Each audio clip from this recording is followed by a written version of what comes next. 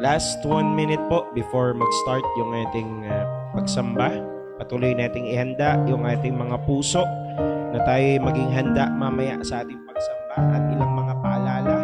Tuloy tayo pinapaalalahanan na pag nag-start na po yung ating worship service hanggat maaari ay huwag na po tayong lumakad o lumabas kung hindi kinakailangan. At kung maaari ay ilagay po natin yung ating mga cellphone sa silent or mute nang sa gayon hindi po tayo makagambala sa ating pagsamba.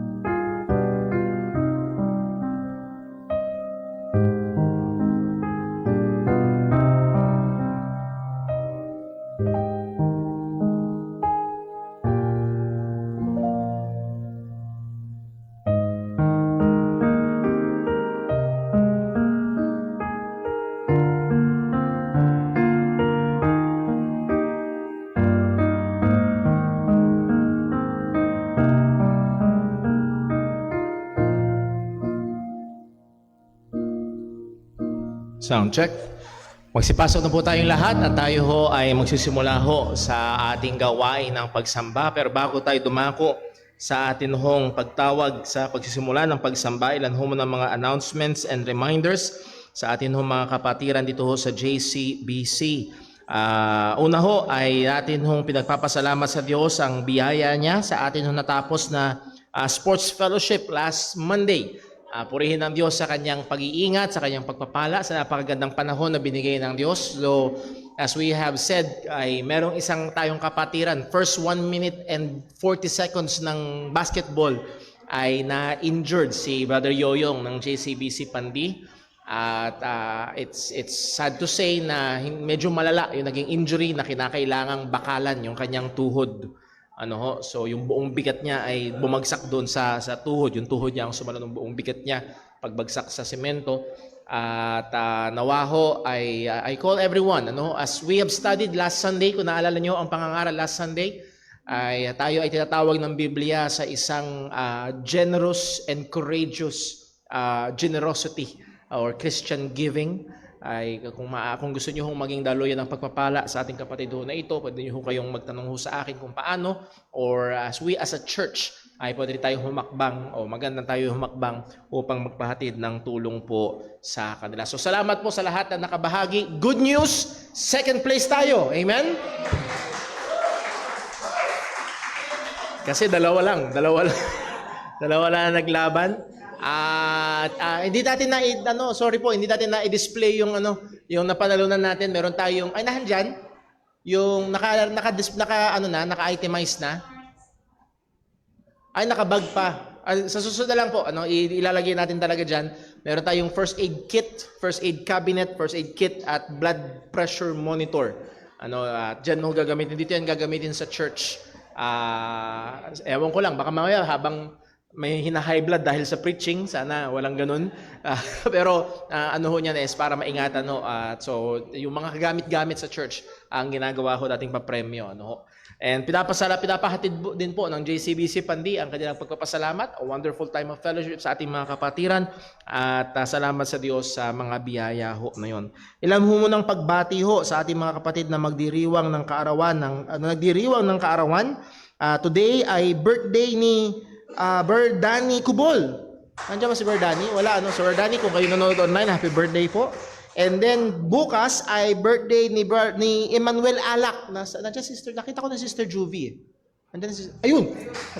Nandito kay Daniel. Pakipaabot mo ang pagbati kay Kuya Emmanuel. And then September 3, Tuesday ay sarado ang Marilao sa Tuesday. Umiwas na ho kayo. Nasaan na yun? Ayun, si Mary Kelly. Happy birthday. Kayo na lang ang magtanong kung ilang taon na ho siya. And then sino pa? May tinuturo dyan. May magba-birthday pa dito? This week? Wala na? Okay, so happy birthday po. Advance happy birthday. Kahapon, birthday ng pinakasisinta ni Brother Roy, si Ate Ellen. Belated happy birthday, Ate Ellen. Ayan, salamat ho at kasama po namin kayo ngayon. Okay, meron pa ho bang nagdiriwang ng birthday anniversary this week? Wala na. So muli ho, ating pinapaabot ang pagbati at papuri sa Diyos sa kanyang kahabagan at katapatan ho sa bawat isa. Meron ho ba tayong first time visitor? Mga first time na panauhin? First time? Wala. Salamat ho sa naging bisita ng Alak family at kasama natin sila muli ngayon. And ganoon din sa tama ba, Aquino family? So purihin po ang Panginoon. Nakasama pa rin ho namin kayo sa mga gawain. Ayan, pinatay. Okay. Ilang mga paalala ho sa ating mga gawain for today. Mamaya ho ay meron tayong pag-oobserba ng Lord's Supper.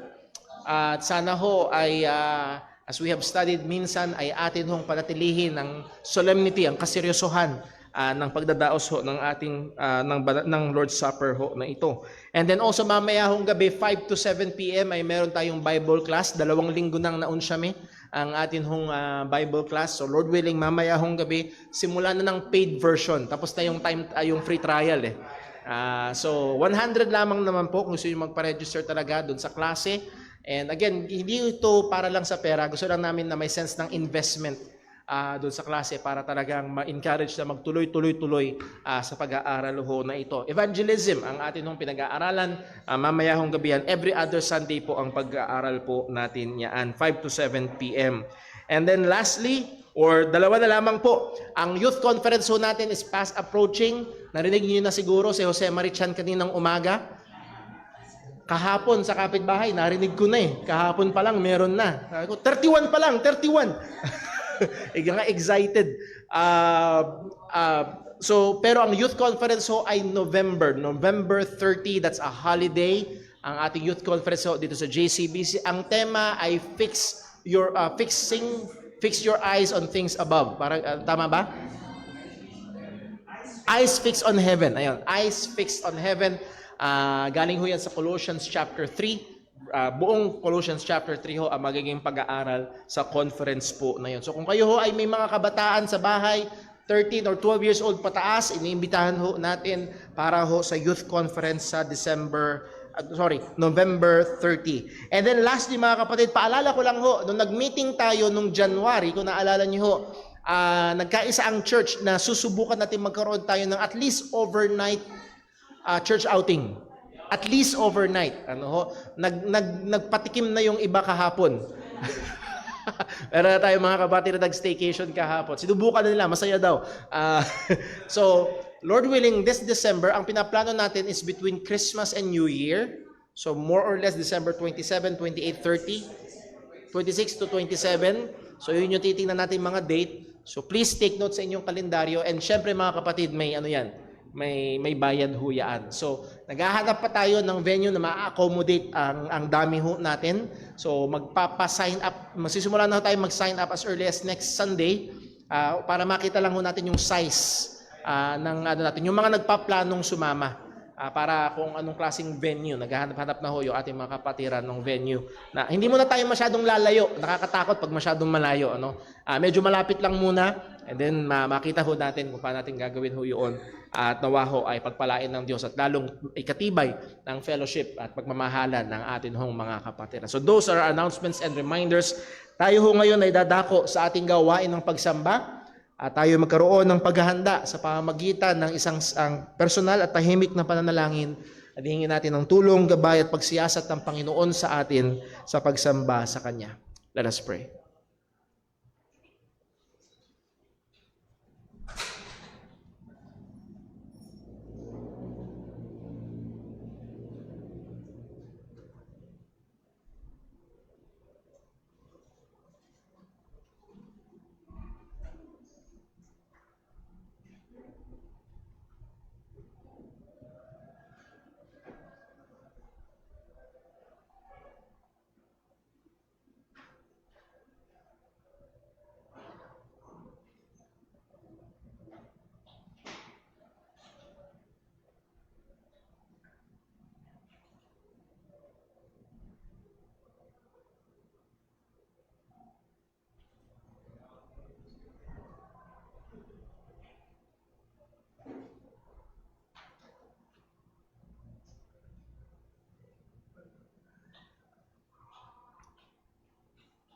Tayo po ay sama-samang manalangin.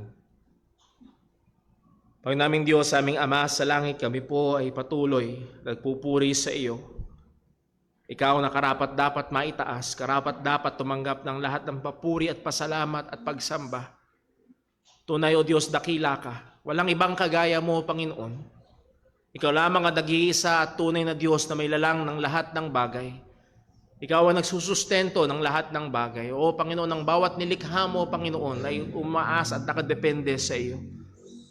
O Panginoon, ang aming susunod na hininga ay galing sa iyo.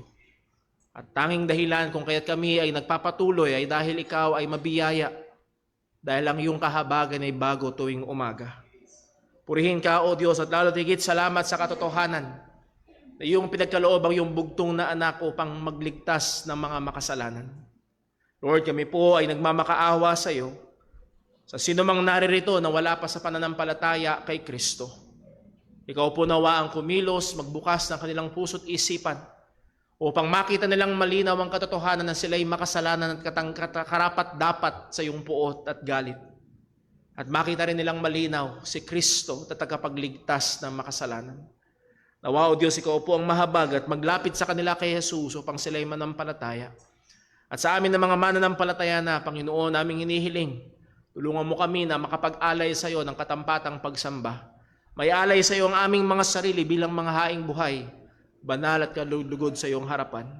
Nawa ang bawat aspeto ng aming gawain ngayong umaga mula sa aming pananalangin, pag-aawitan, pagkakaloob at sa pangangaral ng iyong salita, Lord, ang lahat nga ng ito, Panginoon, ay maging mabangong samyo at katanggap-tanggap na pagsamba sa iyo.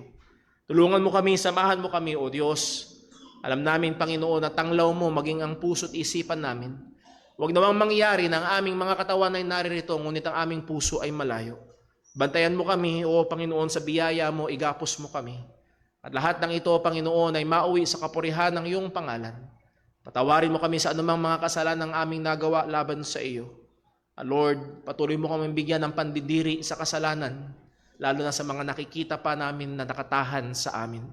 Dalangin namin ito sa pangalan ng aming Panginoong Hesukristo. Amen. Sa iyo po tayong lahat at tayo po ay umawit sa Panginoon.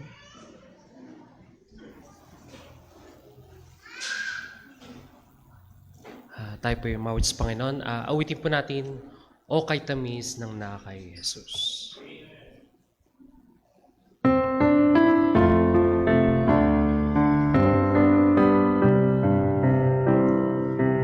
Kay tamis na kay Jesus, ako ngayon anak na ng Diyos.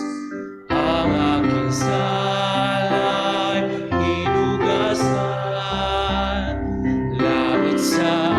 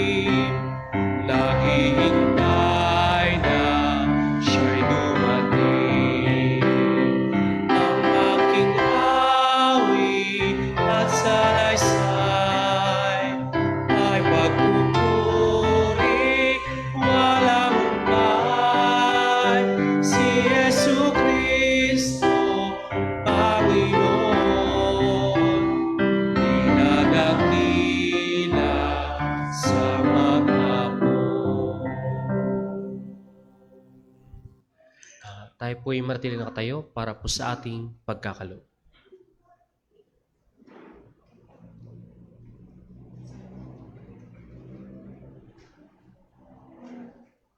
Magandang umaga po sa ating mga kapatid sa pananampalataya. Sabay-sabay po nating basahin mga talatang basihan sa ating pagkakaloob sa aklat ng 2 Corinthians chapter 9 verse 6 to 8. Sabay-sabay po nating basahin. Ready, read.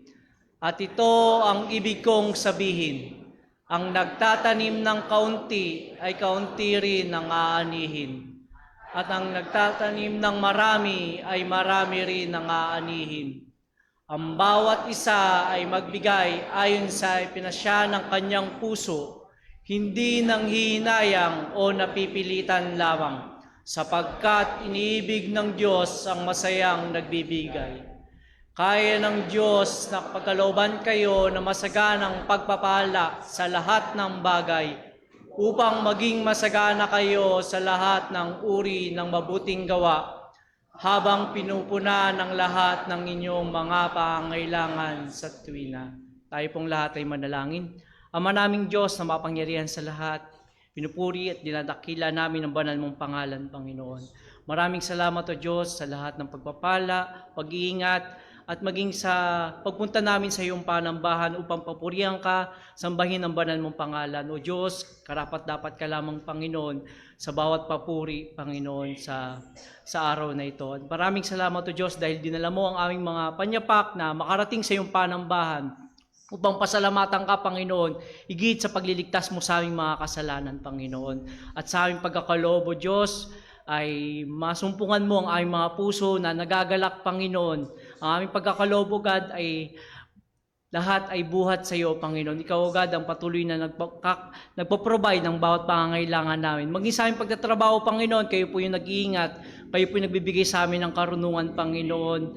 And aming dalangin na maging mabuting katiwala po kami, Panginoon, sa aming pagkakaloob sa iyo. Maging sa mga talento o salapi, Panginoon, na pinagkakaloob niyo po sa amin. At maging sa aming pagbibigay sa iyo, O Diyos, ay makita mo po sa aming mga puso na nagagalak, Panginoon. At patuloy pong turuan yung puso namin na patuloy na magpasalamat, Panginoon, sa lahat ng biyaya na pinagkakaloob niyo po sa amin. At higit sa lahat, sa pagliligtas niyo po sa amin, Panginoon. At sa aming pag-aaral sa iyong mga salita, gamitin niyo po, Panginoon, ang iyong mga salita na magturo at patuloy na patatagin ang aming pananampalataya. Tulungan at kaawaan niyo po kami, Panginoon. At maraming salamat po, Panginoon, sa araw na ito, sa aming pagsamba sa iyo. Patuloy pong pagpalain, Panginoon. Kung wala ang iyong pagkilos, Panginoon, sa gawain ito, Panginoon, baliwala ang lahat. Maluwalhati ka, Panginoon, sa araw na ito, sa pangalan ng aming Panginoong Hesukristo. Amen. Tayo po ay magkaloob sa ating Panginoon.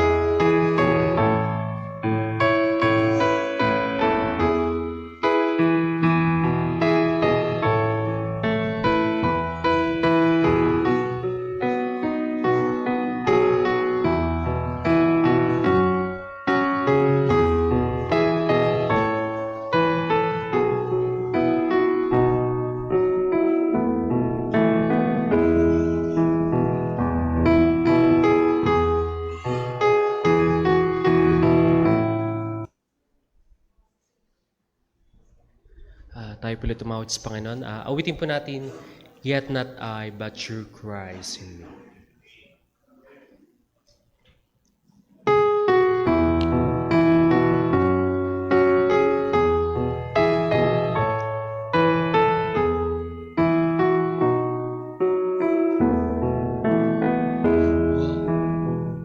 What gift of grace is Jesus my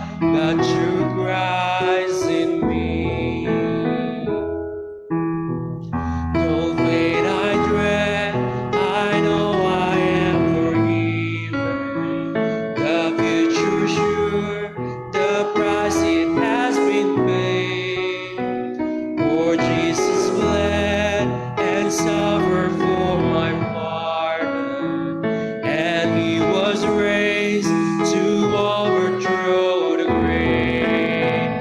To this I owe my sin has been defeated. Jesus now and never is my plea.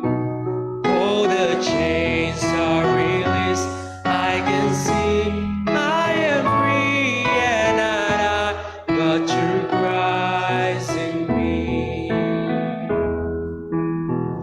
With every breath I long to follow Jesus, for he has said that he will bring me home.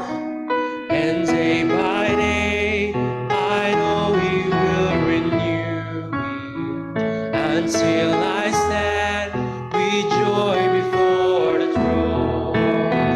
To this I owe my hope is only Jesus. All the glory evermore to him.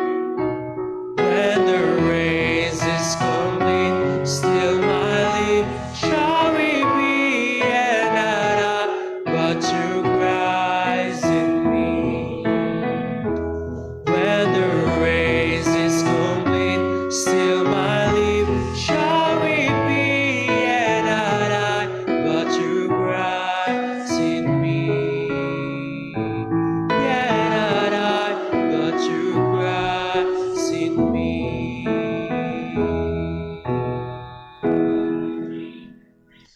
Tayo po'y magsing lahat para po sa pagbasa po ng salita ng Diyos.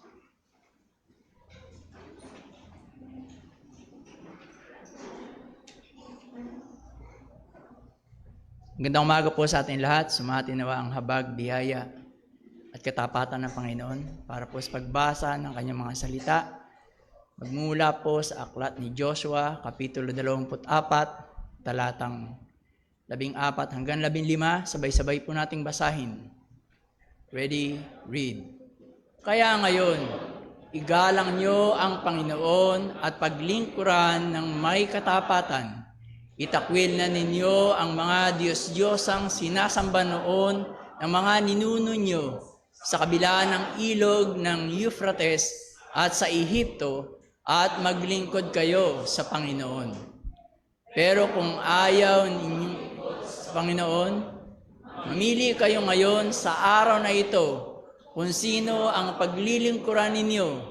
Maglilingkod ba kayo sa mga Diyos na pinaglilingkuran mga ninuno nyo sa kabila ng ilog ng Euphrates, o sa mga Diyos ng mga Amoreo na ang pain ay tinitirhan?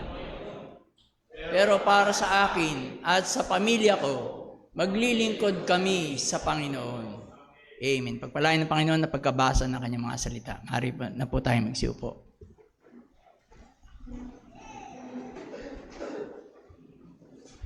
Tayo po'y dadako sa ating pag-aaral ng salita ng Diyos.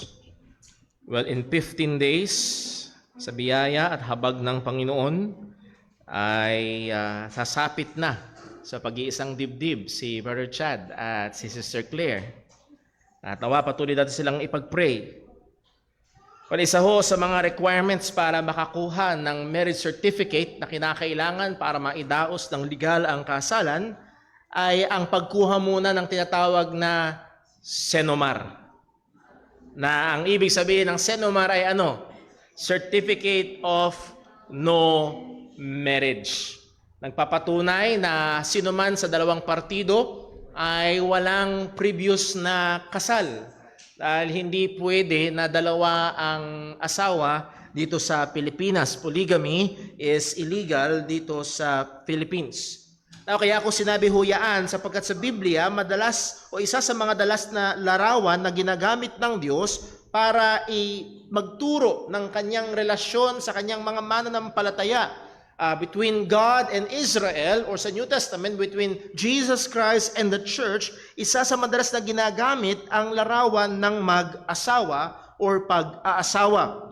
For example, sa Lumang Tipan, merong sikat na propeta na inutusan ng Diyos na kumuha ng isang asawa na patutot or prostitute, si Prophet Hosea. Ang sabi sa Hosea chapter 1 verse 2, ang sabi ng salita ng Diyos, the beginning of the word of the Lord by Hosea, and the Lord said to Hosea, go, take unto thee a wife of whoredoms and children of whoredoms. Why? For the land had committed great whoredom, departing from the Lord. So God will now use the prophet Hosea as a very graphic illustration ng ginagawa ng Israel laban sa Diyos. Na kung paanong itong si Gomer na kinuhang asawa ni Hosea ay pumupunta sa ibang lalaki and then kukunin ulit siya ni Hosea at pupunta ulit sa ibang lalaki at kukunin ulit siya ni Hosea. Yun ang larawan ng Israel. Sumasamba sa ibang Diyos-Diyosan pero sila pa rin ay kukunin ng Diyos at sasamba sila ulit sa ibang Diyos-Diyosan at kukunin pa rin sila ng Panginoon. Now, pagdating ho sa bagong tipan, ang iglesia ay tinatawag na asawa ni Kristo, the bride of Christ, the church is. Ang sabi ni Apostol Pablo sa 2 Corinthians chapter 11 verse 2, basahin natin sa Tagalog. Ang pagkakasabi ho ay narito. Na ang sabi ni Pablo, nakadarama ako para sa inyo ng isang makadiyos na pagseselos. Sapagkat kayo'y itinakda kong maging asawa ng isang lalaki, si Kristo. So ang iglesia daw ay tinakda na maging asawa ni Kristo at maiharap ko kayo sa Kanya bilang isang malinis na birhen. Ngunit natatakot ako na kung paanong si Eva ay dinaya ng ahas sa pamamagitan ng katusuhan nito, ang inyong mga pag-iisip din ay mailigaw mula sa tapat at malinis na pakikitungo kay Kristo. Bakit? Sa paanong paraan? Verse 4, sapagkat kung may dumating at nangaral ng ibang Jesus na hindi namin ipinangaral, o kung kayo'y tumanggap ng ibang espiritu na hindi niyo tinanggap noon, o ibang ebanghelyo na hindi niyo tinanggap, pinagtitiisan ninyo itong mabuti. So meron daw godly jealousy si Apostol Pablo para sa mga Kristiyano. Walang iniwan yan na halimbawa magkasintahan na kayo. Tapos alam mo na merong umaali-aligid na lalaki doon sa yung kasintahang babae. At hindi lang basta umaali-aligid, kinakausap niya. Ini-entertain niya. At yun ang larawan ng isang church na nag-e-entertain ng ibang ebanghelyo, nag-e-entertain ng ibang Kristo. Huwag niyo isipin, ay pare-pareho lang naman yan. Ang sabi ni Apostol Pablo, I'm jealous with a godly jealousy. Again, ang larawan ay isang bride ang iglesia at si Kristo ang asawa at naroon ang hindi magandang pakikitungo. Now, kaya ko sinabi yan sapagkat sa passage ho na ating binasa sa aklat ng Joshua, tinatawag ni Joshua ang mga Hudyo, ang buong Israel na maging faithful. Tinatawag ni Joshua ang mga Hudyo na in words na talamak na pamilyar sa atin, tigilan nyo na ang pagiging two-timer. Itapon nyo na ang ibang mga Diyos-Diyosan at magtapat kayo sa Panginoon. Bago tayo magpatuloy, tayo muna ay manalangin. Panginaming Diyos, aming Ama sa langit, o Diyos, tulungan mo kami. Tulungan mo kami. Tunay ang bawat tao ay mabuti sa kanyang sariling paningin. Kaya, O Diyos, kailangan namin ng liwanag at salamin ng iyong salita upang makita namin ang aming tunay na kalagayan. I-expose mo, O Diyos, lalo na kung mayroong mga Diyos-Diyosan sa aming mga puso at isipan. At kagaya, Panginoon, ng hamon ni Hosea o ni Joshua, ni Josue sa mga mananampalataya o sa iyong tao noon. Lord, kami bilang mga Kristiyano, nawa ay paalalahanan mo na maging tapat at sincero sa aming pananampalataya, paglilingkod at pagsamba sa iyo. Ikaw ang maitaas, ikaw po, Panginoon, ang maluwalhati. Samahan, tulungan mo po kami. Lahat ng ito ay aming hinihiling sa ngalan ng aming Panginoong Hesukristo. Amen. Well, ito ho ang ating pinakamensahe. Actually, tatawid ito, Lord willing, hanggang next Sunday sa ating pag-aaral. This is the message. The only way to worship God is to worship Him sincerely and faithfully, divested of all and any competing idols. And this radical and focused life on the Lord can be a mighty tool in His hands to save our unconverted loved ones. Ang tanging paraan ng pagsamba sa Diyos ay ang pagsamba sa Kanya ng wagas at tapat, hiwalay sa lahat ng anumang kompetensyang Diyos-Diyosan, at ang radikal at nakatuon na buhay na ito sa Diyos ay maaaring maging makapangyarihang kagamitan sa Kanyang kamay upang iligtas ang ating mga mahal sa buhay na wala pa sa pananampalataya. Magbigay ho tayo ng konting context ng Book of Joshua na ating binasa. If you notice, it's Joshua 24. Ito ang last part ng Book of Joshua. Si Joshua ang primary leader, if you will. Siya ang prime minister o siya ang president ng Israel at that time. He is the executive leader. He is also the primary general ng kanilang army. After taking over kay Moses, si Moses ay namatay, ang humalili na sa kanya ay si Joshua. At si Joshua ay naging tapat na i-execute ang kanyang mga duties upang i-conquer ang promised land na ibinigay ng Diyos sa kanila at i-divide ang mga lupain na ito sa iba't ibang mga tribes of Israel. He knows na ang kanyang time ay malapit na.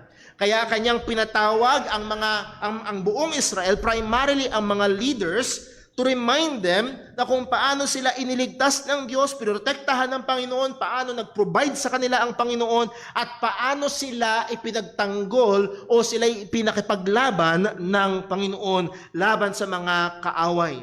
At ngayon siya'y narito at kanyang tinatawag ang buong Israel na maging tapat sa Diyos at sa Diyos lamang. As I've said kanina, tama na ang pagiging two-timer. Maging tapat at sincero kayo sa Panginoon.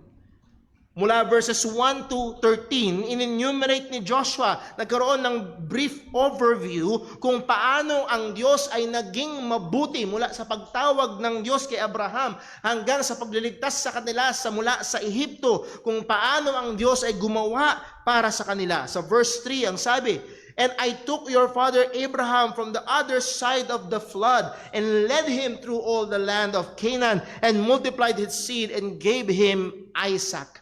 Again, masyado magiging mahaba pag tingnan natin yung kung naalala nyo, other side of the flood sa Tagalog na ating binasa sa kabilang ilog ng Euphrates. Galing si Abraham sa pagsamba sa Diyos-Diyosan. At mula sa mga pagano na yon, kinuha ng Diyos si Abraham nung time na yon, upang siya ang maging ama ng bayang Israel. Again, it's all of God's grace. It's all of God's mercy. Pagdating sa verse number 6, Joshua 24 verses, "And I brought your fathers out of Egypt, and ye came unto the sea, and the Egyptians pursued after your fathers with chariots and horsemen unto the Red Sea. And when they cried unto the Lord, he put darkness between you and the Egyptians, and brought the sea upon them, and covered them. And your eyes have seen what I have done to Egypt, and ye dwelt in the wilderness a long season." Nireview, pinaalala sa kanila ng Diyos kung paano sila'y naalipin for more than 300 years sa Ehipto, at inilabas sila ng Panginoon sa pamamagitan ni Moses, at kung paano sila ipinagtanggol ng Diyos, kung paano hinati ng Diyos ang dagat na pula, at ito ay ibinagsak ng Panginoon sa army ni Pharaoh na tumutugis sa kanila. Pagdating sa verse number 11, ang sabi ay, "And ye went over Jordan." So hindi lamang sila tumawid sa dagat na pula, tumawid din sila sa river Jordan, "and came unto Jericho, and the men of Jericho fought against you." Hindi lamang ang Jericho, the Amorites, and the Perizzites, and the Canaanites, and the Hittites, and the Girgasites, and the Hivites, and the Jebusites, and I delivered them into your hand. Ang daming lumaban sa inyo, and guess what? Napakadehado ng Israel. Laging home court advantage ang kalaban. Nahandun sila sa kanilang teritoryo. Ang liit ng bayang Israel pag kinumpara nyo sa mga kalaban na ito, pero sila'y naging matagumpay, nasakop nila ang lupain. Ang sabi ng Diyos, "I delivered them." Ako. Hindi kayo, Hindi yung husay nyo, hindi yung army nyo, hindi yung galing nyo. Ako. At pagdating sa verse 13, and I have given you a land for which ye did not labor, and cities which ye built not, and ye dwell in them, of the vineyards and olive yards which ye planted not, do ye eat. Ako ang naggawa ng lahat, ako nag-provide ng lahat. Kaya kayo kumakain, kaya kayo sumasagana, lahat ako. It's all by God and from God. Again, gusto ko lang paalala sa atin, gagaya ng ating kaligtasan, from start to finish, it is all of God's grace, biyaya ng Diyos ang lahat sa ating buhay Kristiyano. At ngayon, itong Diyos na ito, na naging napakabuti, ang Diyos na ito, na naging napakatapat, ang Diyos na ito na nagligtas sa kanila, na nagpala sa kanila, nangako sa kanila, at tumupad sa kanyang mga pangako sa kanila, ay humihiling at nag-uutos na sila ay maglingkod sa Kanya ng tapat. Pero merong problema. Merong mga Hudyo na namamangka sa dalawang ilog. Nagtutu-timer. At hindi ito katanggap-tanggap sa Panginoon. Natingnan natin ang first part ng ating message. The only way to worship God is to worship Him sincerely and faithfully, divested or separated from all or any competing idols. Ang tanging paraan ng pagsamba sa Diyos ay ang pagsamba sa Kanya ng wagas at tapat, hiwalay sa lahat at anumang mga kompetensyang Diyos-Diyosan. Tignan natin sa verse number 14, Joshua 24. Ang sabi ng salita ng Diyos ay ito. Pagkatapos saysayin ni Joshua mula verse 3 hanggang verse 13, ang lahat ng ginawa ng Diyos para sa kanila, ang sabi ni Joshua, now. Okay? Take all that. Tingnan nyo lahat ng ito. I-consider nyo lahat ng itong ngayon. Now, therefore, fear the Lord. And again, that word therefore is a conclusive word. Ito yung conclusion. In the light of the previous statements, pagkatapos ng mga sinabi ni Joshua, ito ang conclusion.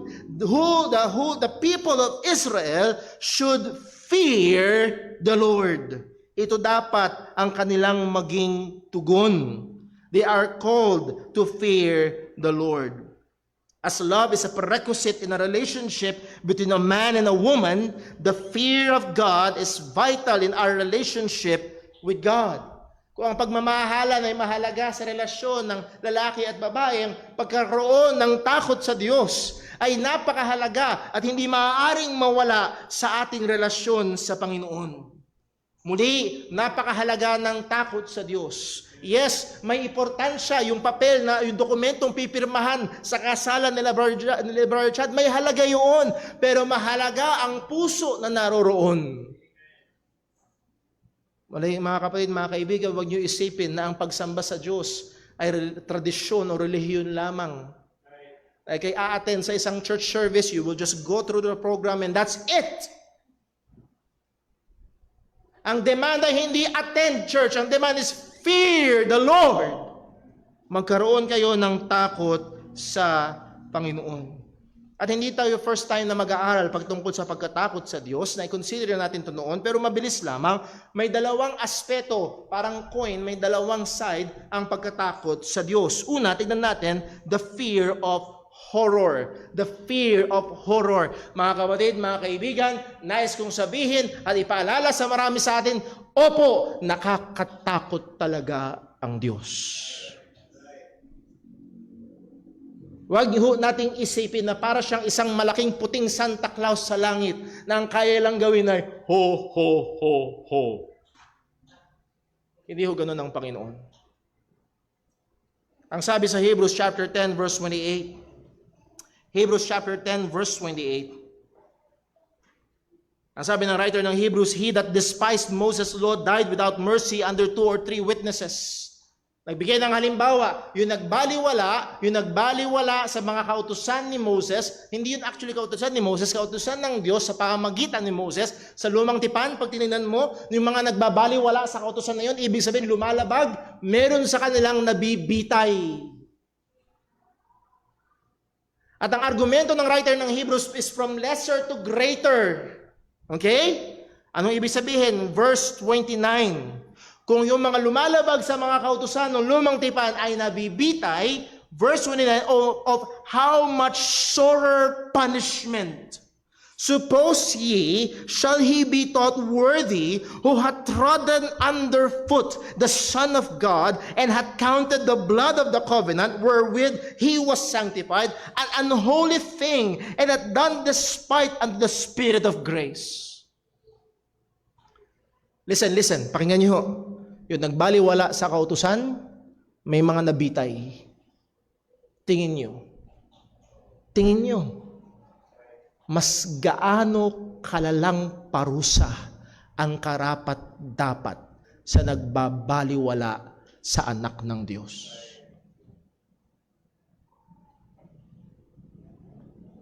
Sinabi ko na ho ito noon dito sa church, sasabihin ko ulit, hindi baliwala sa Diyos ang pagbabaliwala kay Jesus.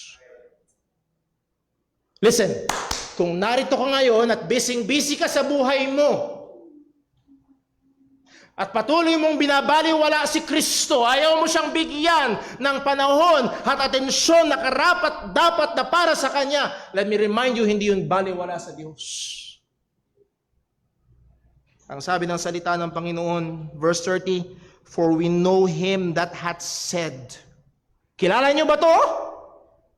Kilala niyo ba ang nagsabi na ito? Vengeance belongeth unto me. I will recompense, saith the Lord. Kilala niyo ba ang Diyos na ito na handang gumanti sa mga nagbabaliwala kay Kristo? Oh, nakakatakot ang Diyos. Hindi mo pwedeng baliwalain ng Diyos na walang consequence.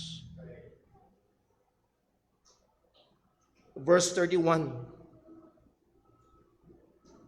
It is a fearful thing.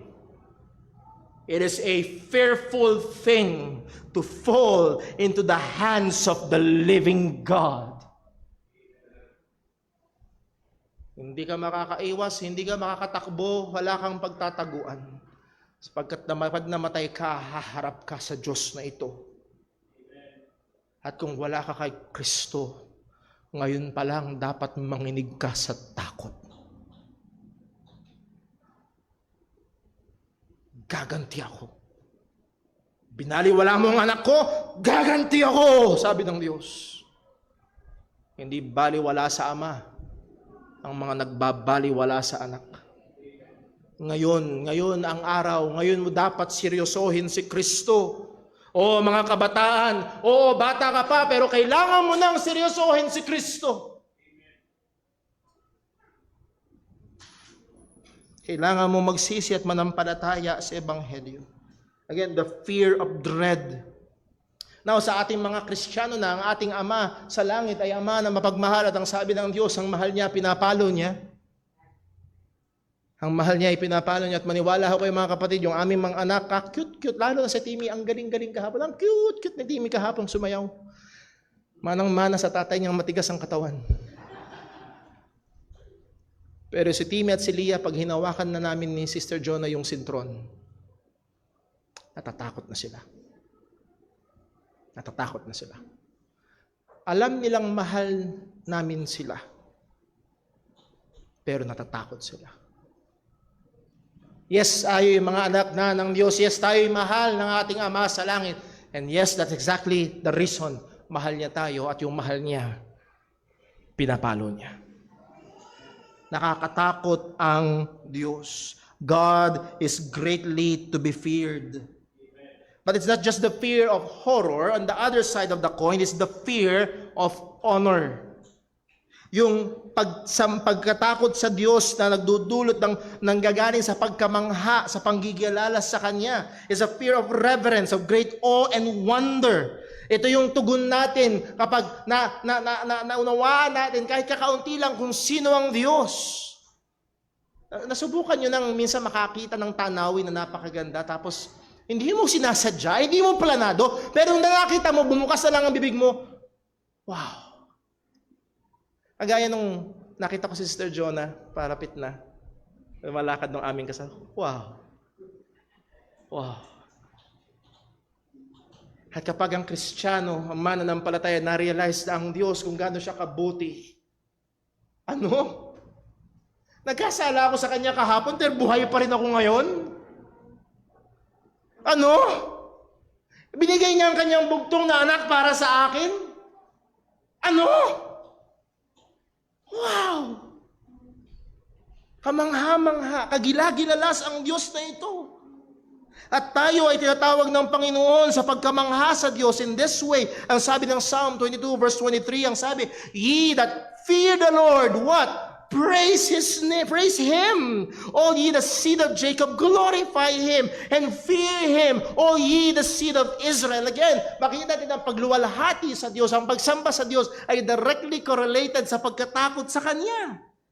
Verse 8 ng Psalm 33, "Let all the earth fear the Lord. Let all the inhabitants of the world stand in awe." Awesome. Kamangha-mangha, kagilagilalas ang ating Panginoon. For the lack of time, puntahan natin ng ilang mga talata. Laktawan natin ang ibang mga talata. Sa Psalm 130 verse 3, ang sabi, "If thou, O Lord, should mark iniquities, O Lord, who shall stand?" Simply put, kung mamarkahan ng walang palalagpasin ng Diyos na kasalanan, sino makakatayo? Ang implied answer dyan, wala. Sapagkat walang matuwid, wala kahit isa. Now, pagdating sa verse number 4, "But there is forgiveness with thee." Hindi obligado ang Diyos na magpatawad. Minsan, ang trato natin sa Diyos, parang tao, "Nag-sorry na nga eh." Parang may utang na loob. Hindi obligado ang Diyos na magpatawad. Pero sabi ng salita, "There is forgiveness with God." Why? "That thou mayest be feared." Ang pagpapatawad ng Diyos, ang pagliligtas ng Diyos sa atin ay dapat magsulisit sa atin to be in awe, to be in the fear of God. And take note mga kapatid, hindi lang tayo basta pinatawad. Inampun pa tayo sa kanyang pamilya. As John said sa 1 John chapter 3, "Oh, behold, what manner of love the Father had bestowed upon us." Pagmasdan niyo, tingnan niyo, i-consider niyo anong klaseng pagmamahal ang ginawa ng Diyos. Hindi lang tayo basta pinatawad, hindi lang tayo basta niligtas, tayo ay inampon sa kanyang pamilya. And we should be called the sons of God.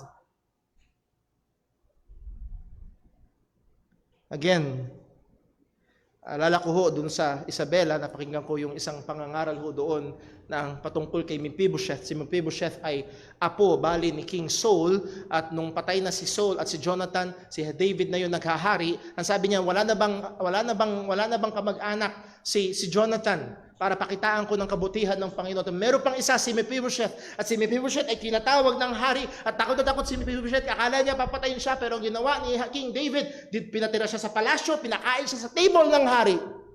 What a blessing! At si Mephibosheth ay pilay, lumpo. Kasi nung bata siya, nung tumatakas sila, naihulog siya nung kanyang yaya. Nalumpo siya mula pagkabata. Sa kadaming kagandahang pinakita ni David, pinakain siya doon sa lamesa, pinatira siya sa palasyo. Pero mga kapatid, hindi niya inampon si Mephibosheth. "Behold, what manner the Father had bestowed upon us. God has bestowed upon us that we should be called the sons of God."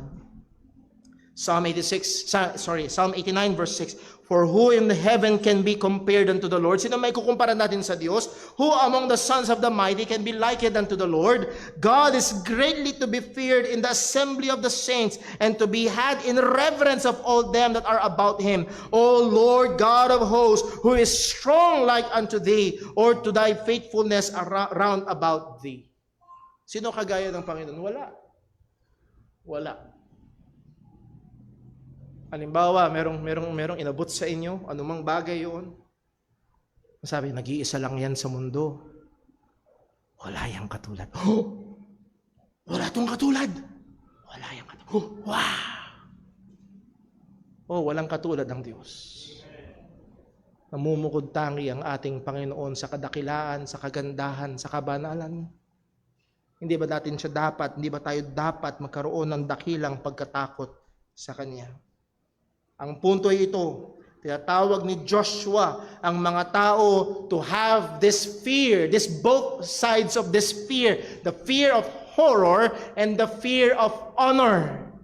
The fear of horror, ang sabi ni Joshua sa verse 20, Joshua 24 verse 20, ang sabi, if ye forsake the Lord and serve strange gods, then He will turn and do you hurt and consume you after that He had done you good. Pag tinalikuran niyo ang Diyos, gagantihan kayo ng Panginoon. Oh, matakot kayo sa Diyos. But at the same time, it's the fear of honor. As we have read much dun sa verses 3 hanggang verse number 13, kung paano naging ang Diyos ay napakabuti sa kanila at dapat sila mamangha sa Diyos. Therefore, ang conclusion is this, now therefore fear the Lord. Fear the Lord. Ang sabi sa verse number 14, balik tayo sa Joshua 24. Fear the Lord and what? And serve Him in sincerity and in truth. So again, hindi pwede ang merely religion without the heart. Because there should be a fear. Pero dapat pagkatakot sa Diyos. Hindi tradisyon lamang na ginagawa, kundi dapat mayroong pagkatakot sa Panginoon. At hindi lang yun, ang sabi, and serve Him. Maglingkod sa Kanya. At pag pinag-aralan nyo itong napaka-interesting na word na serve sa Hebrew, ang ibig sabihin ito is, yes, to labor, to work, to be a slave of. Pero isa sa paggamit sa Hebrew word nito is to be a worshiper of. So ang ibig sabihin nito, serve Him, it doesn't mean just to do His commands. It means to worship Him. Itaas siya. Now, para magkaroon tayo ng larawan sa ating kaisipan, ito ay hindi pwede na para lang isang waiter na nagsaserve. I'm not belittling yung mga waiter, pero ang trabaho nila is to wait to serve. Kaya sila waiter, they wait. Pag titaas ng customer yung kamay, lapit sila. Anong kailangan nila? They will serve. Now, maaaring ikaw ay nagsaserve sa isang restaurant at inis na inis ka. Bihira, napakselan naman. Kunting ano lang. Here na po ang order niyo, ma'am, sir. Nagsaserve. Pero walang fear. Hindi po pwede yun sa Panginoon. Ang punto ko, mga kapatid, mga kaibigan, ay hindi po pwedeng merely an outward observance of our duties. Hindi po pwede na paglilingkod sa Diyos at paglilingkod sa Panginoon ay basta gawin lang natin ng panlabas yung kanyang mga inuutos. That word serve the Lord, it carries with it that worship attitude.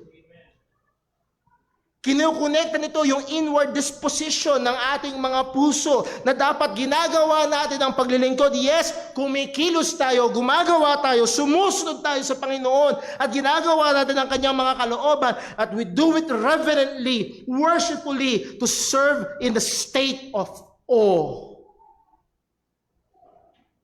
Hindi lang tayo basta kumikilos for the sake of. Huwag iniwan, lalo na sa mga magulang, Lalo na kung ang mga anak nyo ay medyo may edad na. Si Timmy ngayon, nakikipagtalo pa. Ako maghuhugas, ako maghuhugas. Gusto niya siya maghugas. Nagtatampo siya pag hindi siya pinaghugas. Sabi namin, anak, huwag kang mag-alala. Paglaki mo, kahit ayaw mo.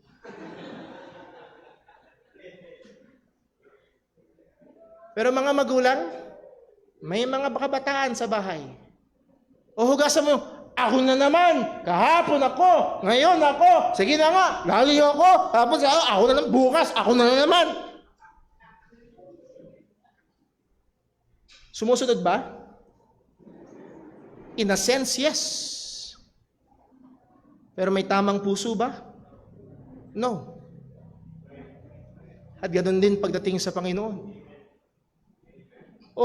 Listen, huwag nating isipin na basta darating lang tayo sa church, uupo lang tayo, and gagawin natin yung programa, susunod lang tayo sa programa, okay na. Okay na. No. We must serve Him. We must worship Him. At dapat nahandun yung puso na may pagkatakot, may panggigilalas sa Panginoon. Ito ang tunay na pagsamba, paglilingkod sa Panginoon.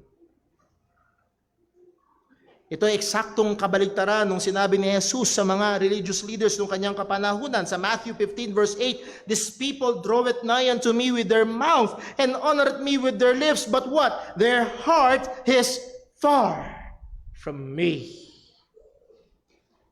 Ano mang gawin ko na kahit magpa-assemble ako ng bouquet na 1,000 roses at bilhin ko ang pinakamalaking Cadbury, isama ko pa yung pinakamalaking Toblerone at bumili ko ng life-size na gummy bear tuloy, na teddy bear. Pag gummy bear, matutuwa ay sila Timmy.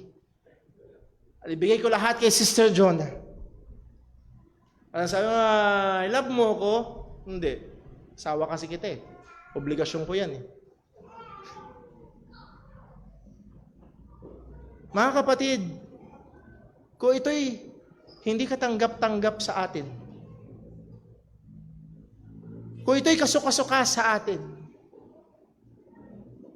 kung ito'y kamuhi-muhi sa atin, na maaaring kung yun ang sabihin ng mister mo o nanliligaw sa'yo, ay makatanggap siya ng isang malakas na, then susubukan nating ialay sa Panginoon. Na ginagawa natin ang pagsamba at paglilingkod na wala ang puso. Kasi iisipin natin na okay lang sa Kanya. Maswerte pa nga si Lord kasi umattend ako ngayon.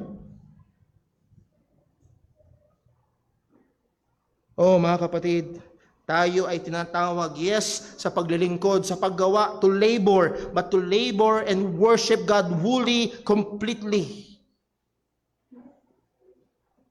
Now, hindi lamang to serve Him, pero may ginigyan ng paglalarawan, to serve Him in what? In sincerity and in truth. Sincerity, sincerely, meaning complete, whole, sound, healthy, with integrity, buong buo, walang kaagaw. Walang iba.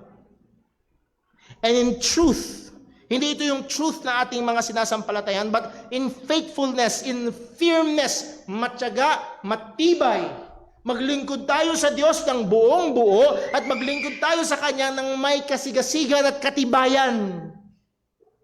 Hindi yung mabulay at madaling mawala. Kung paano i-encourage ni Apostol Pablo ang mga Kristiyano sa Corinto, sa 1 Corinthians 15 verse 58, ang sabi niya, dahil sa pag-asa at tiyak na pag-asa na meron tayo ng muling pagkabuhay, ang sabi ni Apostol Pablo, "Therefore, my beloved brethren, be ye what? Steadfast, unmovable, always abounding in the work of the Lord, for as much as you know that your labor is not in vain in the Lord." That word steadfast meaning matibay, ikaw mismo hindi ka aalis. Unmovable meaning matibay, hindi ka magpapaalis. And then always abounding, perseo, ibig sabihin to superabound. Sumasagana, umaapaw.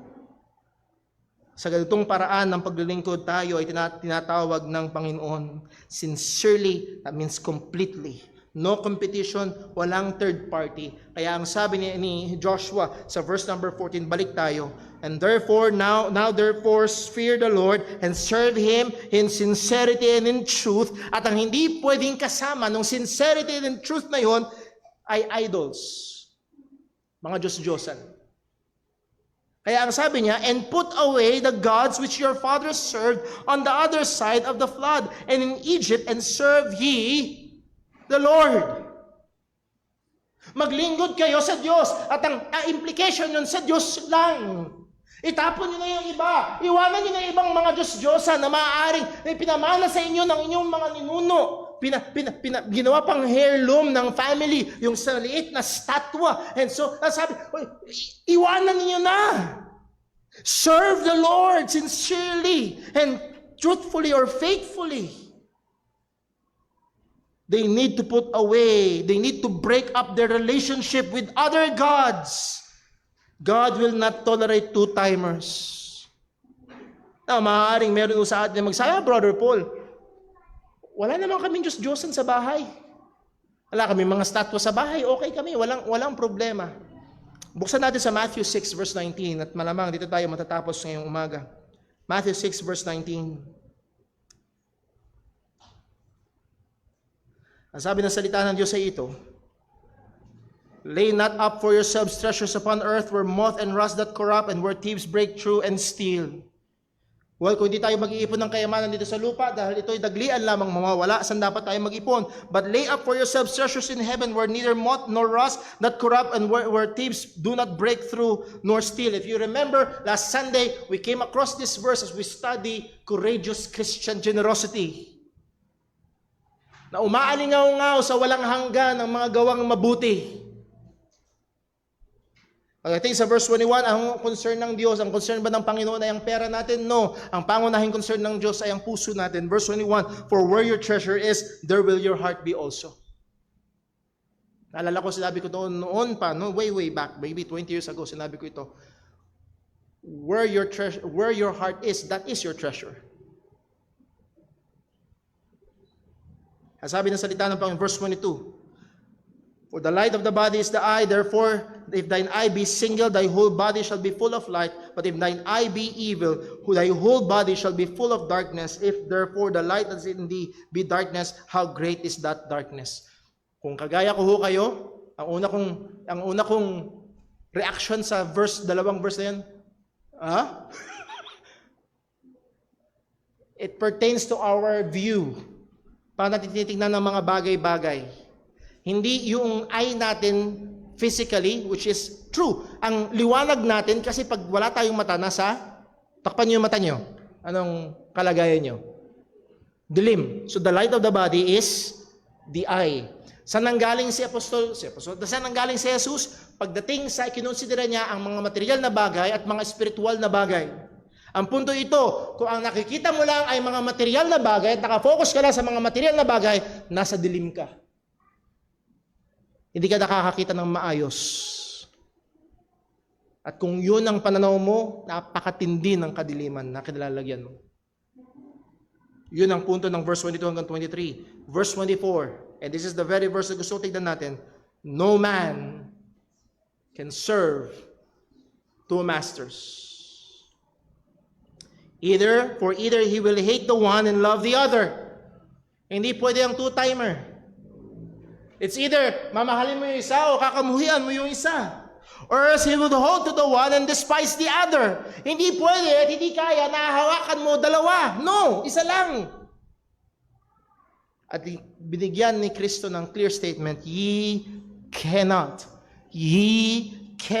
serve God and mammon. At yung mammon diyan is the god or the idol of material things. Money. At doon siya nanggaling, verse 19 and verse number 20. Concerning sa mga material at pisikal at mga bagay sa mundong ito, pera. Translation. Kung nabubuhay ka ngayon para sa pera, kung nabubuhay ka lang para sa mga material na bagay, as in, ang mga pangarap mo, ang mga plano mo, pag tinitignan mo yung mga anak mo, ang pangarap mo para sa kanila, ikaw na kabataan, pag nagkukonsidera ka, iniisip mo ang future mo, puro mga mundong bagay.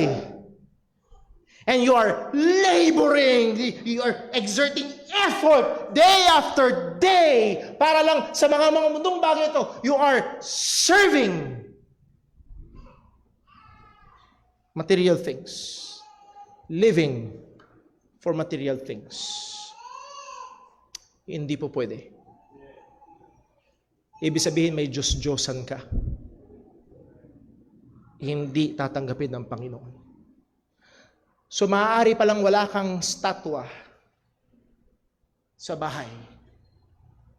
Pero meron kang Diyos-Diyosan sa puso.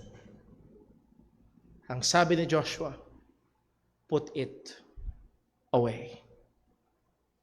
Alisin niyo yan. At kayo ay maglingkod sa Diyos sincerely and in truth. Now, I'm not saying na lahat ng pera nyo ay alisin nyo. Saan namin dadalhin, Brother Paul? Dalhin nyo rito. Biro lang. Hindi ibig sabihin na wala na, titigil na tayo magtrabaho, titigil na tayong gumawa, dito lang tayo lahat sa church, magugutom tayo lahat dito. Ang ibig sabihin niyan ay, ide-direct mo ang buhay mo sa Diyos at gagamitin mo ang lahat ng ito para sa Panginoon. Hindi ka na nabubuhay para sa pera. Gagamitin mo ang pera para maluwalhati ang Diyos. So again, ang message ay ito. The only way to worship God is to worship Him sincerely and faithfully. Paano magagawa yon? We need to divest or to remove all and any competing idols. Again, hindi lang pera, hindi lang material na bagay. Meron dito, ang Diyos-Diyosan mo ay ang girlfriend mo, ang Diyos-Diyosan mo ay ang boyfriend mo. Yun ang nagpapakilo sa'yo, yun ang nagpapaikot ng mundo mo. Yun ang dahilan mo kaya ka nabubuhay. Yung iba ay trabaho. Listen mga kapatid, ang church na ito, ang Diyos ay para sa pamilya. Pero hindi dapat maging Diyos-Diyosan ng pamilya. O mga kailangan maging malinaw, merong Diyos. At para sa Kanya ang lahat. Kahit ang pamilya at lahat ng meron tayo. Therefore, fear the Lord and serve Him in sincerity and in truth. Let's pray. Panginoon Diyos, aming Ama sa langit, salamat po sa paalala mo sa amin. Lord, tunay, napakaraming pagkakataon na sa panlabas ginagawa namin ng mga relihiyosong bagay. Ngunit ang aming puso ay malayo. Patawad po, Panginoon. At tulungan mo kami na tunay nga na mapaglingkuran ka namin, masamba ka namin na may sinseridad at sa katotohanan, may katapatan. At awa, Panginoon, gamitin mo ang iyong salita upang i-expose sa mga Diyos-Diyosan sa aming buhay. Tulungan mo kami na iwaksi ang mga ito. At ang lahat ng mga bagay na ito, Panginoon, ay ilagay namin sa iyong paanan at maging kaparaanan upang maluwalhati namin ang iyong pangalan. Ingatan mo kami, sabahan mo kami at sa pagpapatuloy namin sa pag-oobserba ng banal na hapunan, maluwalhati ka namin.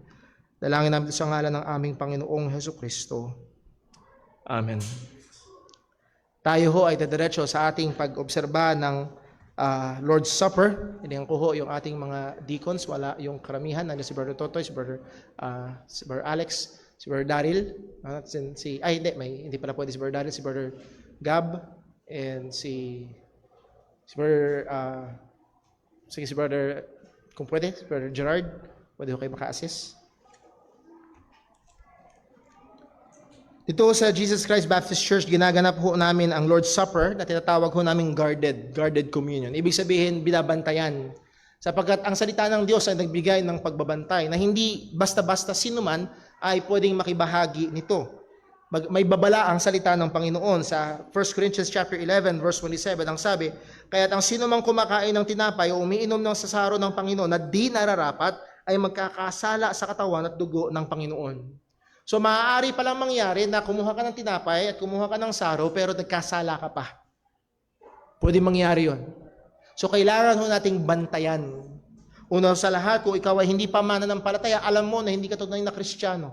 Hindi ka pa tunay na mananampalataya ni Kristo. Huwag.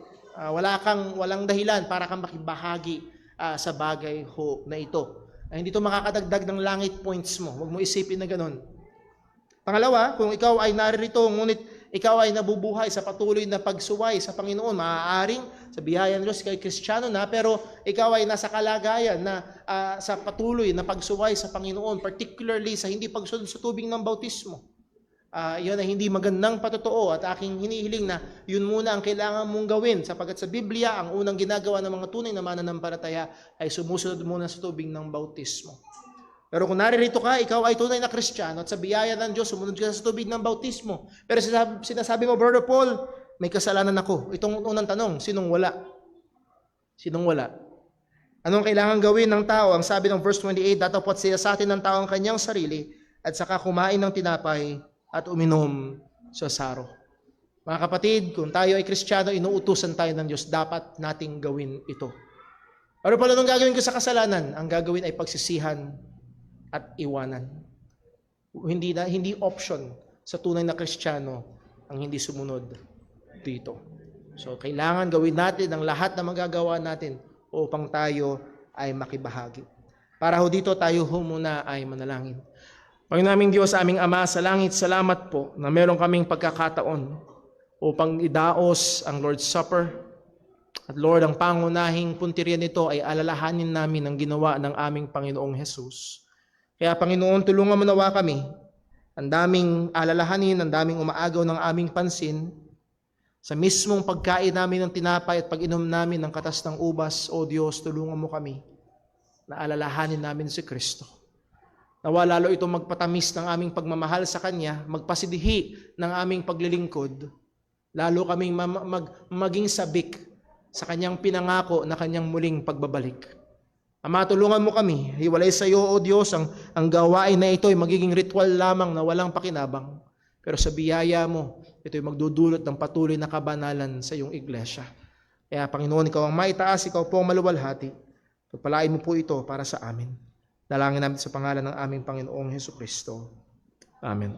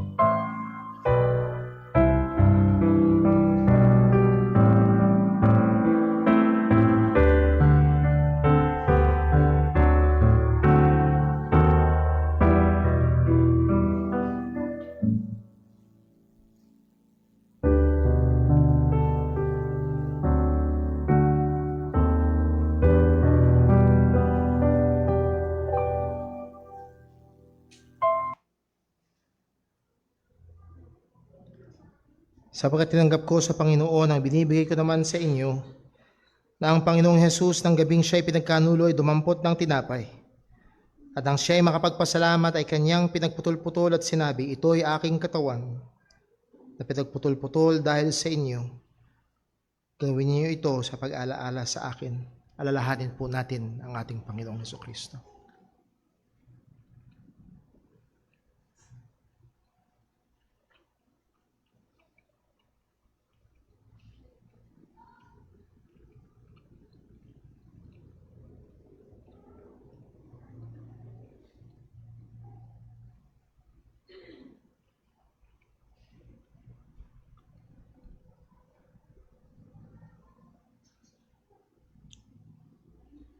At gayon din naman, hinawakan ng saro pagkatapos makahapon na sinasabi, ang sarong ito'y siyang bagong tipan sa aking dugo.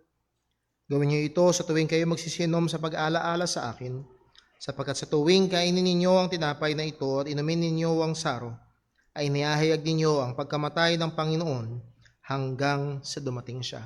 Inamin po natin.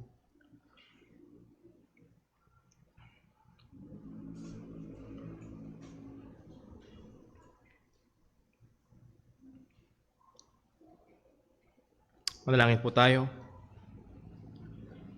O naming Diyos, aming Ama sa langit, salamat sa pribilehiyo na meron kami na inutos mo sa amin na alalahanin ang ginawa ng aming Panginoong Hesus. At kami, Panginoon, bilang mga mananampalataya ay idinideklara namin na kami tunay na sumasampalataya sa Kanya na namatay sa krus ng Kalbaryo, nasugatan para sa aming mga pagsalansang, nabugbog dahil sa aming mga kasalanan. Oo, namatay sa krus. Pumasan ng iyong galit na dapat ay lahat para sa amin. O Panginoon, purihin ka sa iyong kahabagan, sa iyong biyaya na sa amin nagligtas. Magpurihin ka rin, Panginoon, sa katotohanan na siya'y hindi nanatiling patay kundi nabuhay muli. At kami naghihintay na isang araw sa kanyang tapat na pangako na siya'y babalik upang kami ay kanyang kunin. O Panginoon, nawa, daglian ka nang dumating. Awatin mo kami sa mundong ito. Tulungan mo kaming mabuhay para sa kalwalhatian mo. Ingatan mo po ang iyong buong iglesia at nawa patuloy ng ebanghelyo ay matapat na maipangaral sa dakong ito. Purihin ka. Lahat ng ito ay aming inihiling.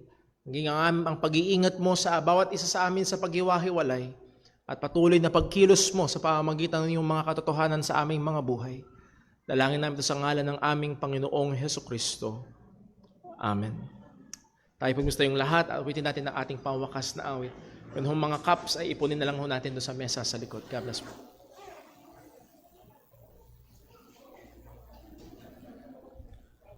Tayo po yung mawit. Awitin po natin Living for Jesus.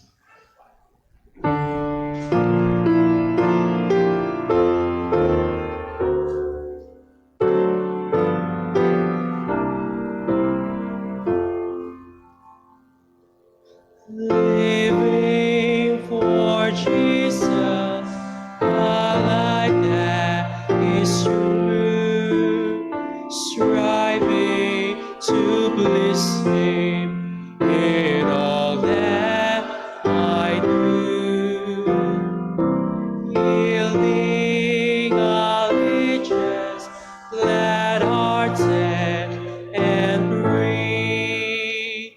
This is a pathway of blessing for me. Oh Jesus, Lord and Savior, I give myself to Thee. For Thou in Thine atonement didst give Thyself for me. I own no other master, my heart shall be Thy throne. My life I give henceforth to Thee, O Christ, for Thee alone. Living for Jesus, true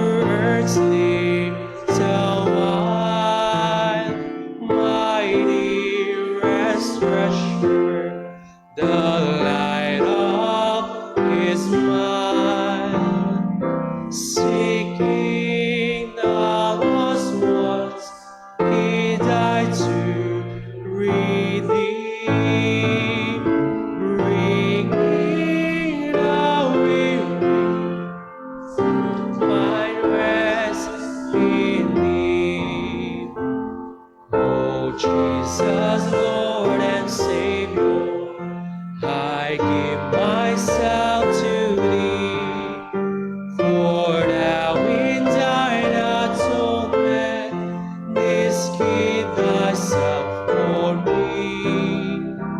I owe no other master, my heart shall be thy throne. My life I give henceforth to thee, O Christ, for thee alone. Ulit po ang pangalan ng Panginoon. Salamat po sa bawat isang naririto, maging sa ating mga nakasama online. Again, I would like to encourage you mga kapatid, balikan natin ang mga salita ng Diyos na atin na pag-aralan, pagbulayan natin, upang ito'y patuloy na magkaroon ng epekto sa ating mga pamumuhay. At sa ating paghiwa-hiwalay nawa ang pagpapala ng ating Ama, ang pagmamahal ng ating Panginoong Kristo, at ang kapangyarihan ng Banal na Espiritu sa mabawat isa sa atin, patuloy tayong maging maliwanag na ilaw sa man tayo nilagay ng ating Panginoon. God bless po, magandang tanghali. Ito nagtatapos ang ating gawain ng pagsamba. 2:00 ang ating afternoon worship. Ang mga young people ho ay merong meeting. And then also 5 p.m. po, meron ho tayong Bible class mamayang gabi. God bless po.